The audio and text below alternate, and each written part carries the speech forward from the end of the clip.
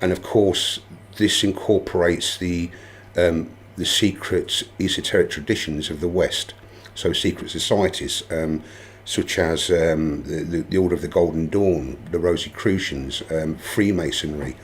Now, all of these ancient traditions are hidden by secret codes. And it's only by understanding the codes that you can start to encrypt, to de-encrypt, should I say, all of these hidden teachings. Now, they're very, very complicated, very, very complex. So to be able to put that down on paper in a meaningful way, fundamentally, so that the reader can just any reader can pick it up and begin to understand it, it's had to be stripped right down to the bare bones. Now, when I mean stripped down to the bare bones, the book is divided into two parts, and the first part is fundamentally about the teaching. It shows you the methodology and the tools, and gives you the tools for you to actually walk the path yourself in a very meaningful way. Something that you don't need to be showy about. People don't actually need to know that you are walking this final great path, for example. And the first part deals with the hidden teachings, and fundamentally it deals with love and devotion by focusing on the divine. Now, the second part validates the teaching, and in that first part, I was very graced by actually coming across a hidden master, and had been taught by this hidden master for something in the region of 25, 26 years on a personal level. Now, what the second part does, it validates the teachings that were presented to me by the hidden master, and also that is kept within the sacred traditions of India, for example in the Vedas, and the other sacred writings, including the core of the Bhagavad Gita. Now, the second part validates this in as much it de-encrypts the meaning behind the Great Pyramid.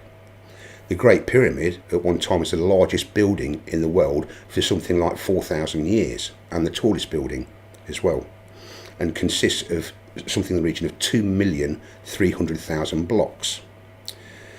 Now, this pyramid was not built as a tomb for a megalomaniac pharaoh to be buried in. It's actually a very, very simple teaching held within it. Now, when I mean that the Great Pyramid actually validates, so I'll give a very brief kind of to prick your curiosity, is Egyptology, for example. They always portray the passage and chamber systems within that Great Pyramid looking from east to west, and they splay like this. So you've got the descending passage under the ground, you've got the Queen's Passage, and you've got the rising ascending passage and Grand Gallery, and you've got the subterranean chamber, you've got the Queen's Chamber, and you've got the King's Chamber.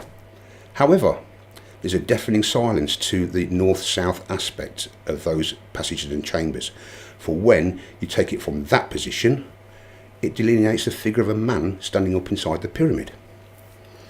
So, this is where it gets very interesting as regards all of these encryptions and the secret codes of the Israelite/Hebrews that all tie in and actually acknowledges and validates the interpretation of this sacred encryption, a message from the past for the future. Whoever created the Great Pyramid, or whoever conceived the Great Pyramid, must have had the power to look into the future, and knew full well that humanity was on a downward spiral into ever-increasing darkness, until we find ourselves where we are today, in a, spiritually speaking, a moribund condition. So they had to encrypt all of this knowledge in such a way and with such complication that once it was understood, it would be irrefutable.